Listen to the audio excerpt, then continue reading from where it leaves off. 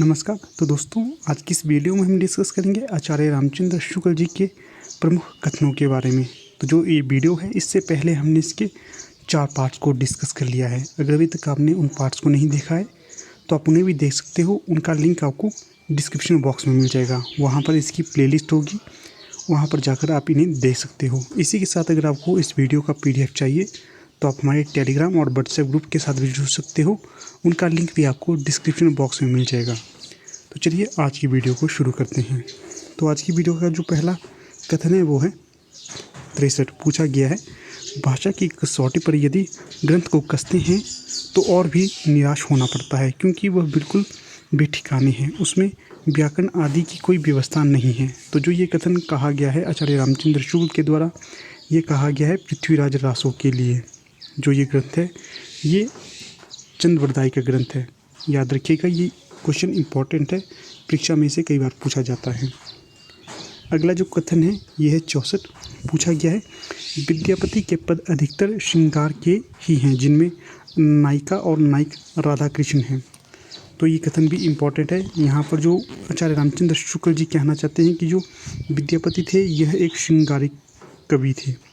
इसी के साथ कई बार ये प्रश्न भी पूछा जा सकता है कि आचार्य रामचंद्र शुक्ल के अनुसार जो विद्यापति थे उनके पदों के नायक और नायिका कौन थी? तो ये थे राधा और कृष्ण। याद रखिएगा, इम्पोर्टेंट है यह भी। अगला कथन है 65। पूछा गया है, विद्यापति को कृष्ण भक्तों की परंपरा में ना समझना चाहिए। तो ये कथन भी है आचार्य रामचंद्र शुक्ल का। आचार्य रामचंद्र शुक्ल कहते हैं कि जो विद्यापति थे ये कृष्ण भक्तों की परंपरा में शामिल नहीं थे।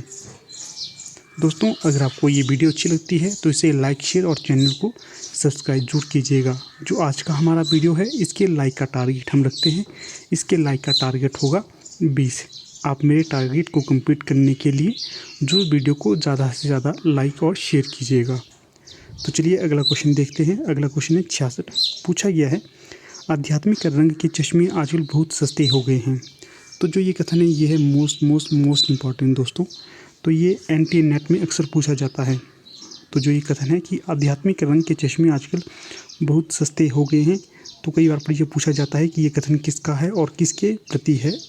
तो जो ये कथन है आचार्य रामचंद्र शुक्ल का, और ये विद्यापति के पदों के संबंध में कहा गया है। अगला क्वेश्चन है 67। पूछा गया है, मोटे हिसाब से वीरगाथा काल महाराज हम्मीर की समय तक समझना चाहिए। तो जो ये कथन है ये है, मोटे हिसाब से वीरगाथा काल महाराजा हम्मीर के समय तक समझना चाहिए। तो ये यहाँ से प्रश्न बन सकता है कि जो आचार्य रामचंद्र शुक्ल वीरगाथा काल का समय कब तक मानते हैं? तो ये मानते हैं महाराजा हम्मीर के समय तक। अगला क्वेश्चन है 68। पूछा गया है, कबीर ने अपनी झाड़ फटकार के द्वारा हिंदुओं और मुसलमानों की कट्टरता को दूर करने का जो प्रयास किया वह अधिकतर चिढ़ाने वाला सिद्ध हुआ, हृदय को स्पर्श करने वाला नहीं। तो ये कथन भी इम्पॉर्टेंट है। ये कथन आचार्य रामचंद्र शुक्ल ने कबीर के प्रति कहा है। तो कई बार आपसे ये प्रश्न सीधा बन सकता है कि जो कबीर की या कबीर को किसने चिढ़ाने वाला कहा है? तो ये कहा है आचार्य रामचंद्र शुक्ल ने। अगला जो क्वेश्चन है ये है 69। पूछा गया है, इस कहानी के द्वारा कवि ने प्रेम मार्ग के त्याग और कष्ट का निरूपण करके साधक के भगवत प्रेम का स्वरूप दिखाया है। तो ये जो कथन कहा है आचार्य रामचंद्र शुक्ल ने, ये कहा है मृगावती के लिए। तो आपसे कई बार ये प्रश्न भी बन सकता है कि जो मृगावती किसकी रचना है? तो ये है कुतुबन की रचना। याद रखिएगा इसे भी।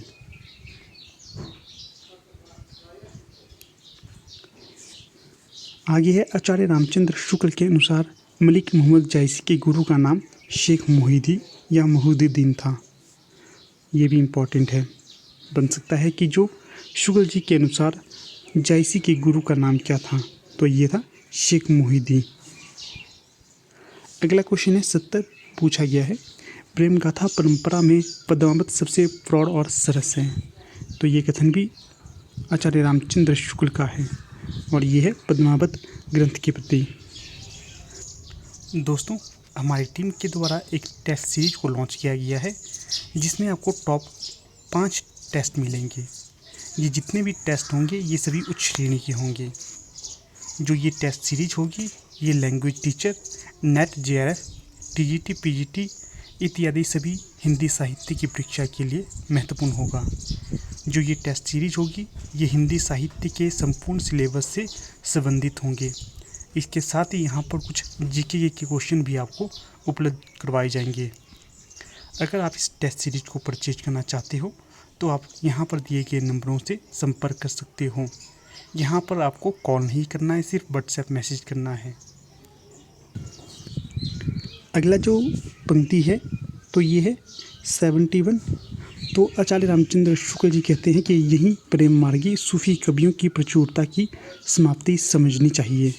तो ये कहा है शेख नबी के समय तक।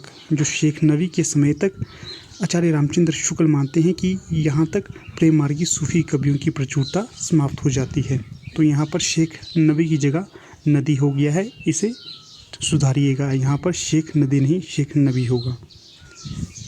अगला क्वेश्चन है 72। पूछा गया है सूफी आख्यानक काव्यों की अखंडित परंपरा का यही समाप्ति मानी जा सकती है। ये है जो अनुराग बांसुरी के प्रति, और जो ये है नूर मोहम्मद कृत ग्रंथ अनुराग बांसुरी।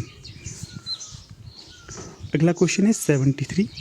यहाँ पर आचार्य रामचंद्र शुक्ल कहते हैं कि नूर मोहम्मद को हिंदी भाषा में कविता करने के कारण जगह जगह इसका सबूत देना पड़ा कि वे इस्लाम के पक्के अनुयायी थे।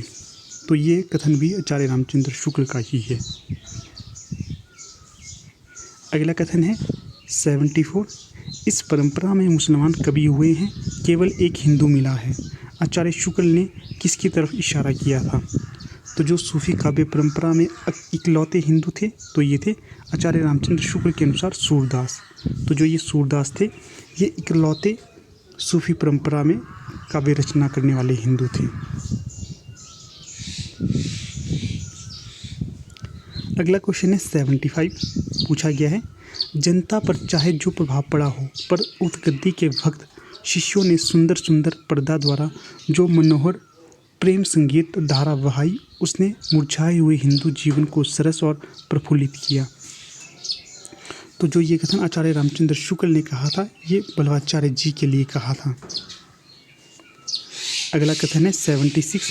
पूछा गया है सूर की बड़ी भारी विशेषता है नवीन प्रसंगों की उद्भावना।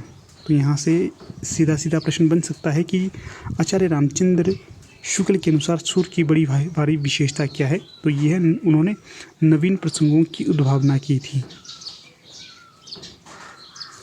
अगला क्वेश्चन है 77। आचार्य शुक्ल के अनुसार मीराबाई का जन्म कब और कहाँ हुआ था? तो जो ये आचार्य रामचंद्र शुक्ल के अनुसार मीराबाई का जन्म संवत 1573 में चौकड़ी नामक गांव में हुआ था। तो जो ये चौकड़ी नामक गांव है ये राजस्थान में पड़ता है। यहाँ पर मैं आपके लिए एक प्रश्न छोड़ देता हूँ। आपको बताना है कि जो आचार्य रामचंद्र शुक्ल के अनुसार या सर्वमत के अनुसार जो मीराबाई की भक्ति थी ये किस प्रकार की थी। ये प्रश्न आपके लिए है, आपको ये कथन या उत्तर बताना है। अगला जो कथन है ये 78। पूछा गया है ये बड़े भारी कृष्ण भक्त और गोस्वामी विट्ठलनाथ जी के बड़े कृपापात्र शिष्य थे। तो ये जो कथन कहा है आचार्य रामचंद्र शुक्ल ने रसखान के प्रति कहा है। ये जो रसखान थे ये गोस्वामी विट्ठलनाथ जी के बड़े कृपापात्र या शिष्य थे।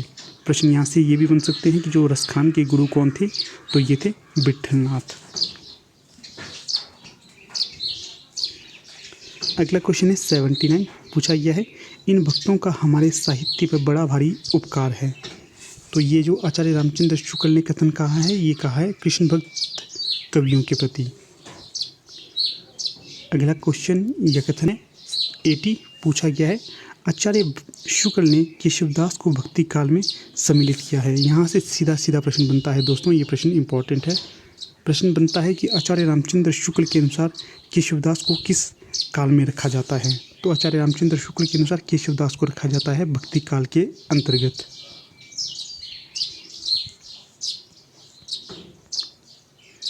अगला जो कथन है ये है 81। पूछा गया है आचार्य रामचंद्र शुक्ल के अनुसार तुलसीदास के गुरु थे। तो जो शुक्ल जी के अनुसार तुलसीदास जी के गुरु थे नरहरि आनंद। अगला जो कथन है ये है 82। आचार्य शुक्ल ने तुलसीदास का जन्म स्थान माना है। तो जो आचार्य रामचंद्र शुक्ल ने तुलसीदास जी का जन्म स्थान माना है तो ये माना है राजापुर नामक गांव। तो ये भी इम्पोर्टेंट है, इसे भी परीक्षा में पूछा जाता है।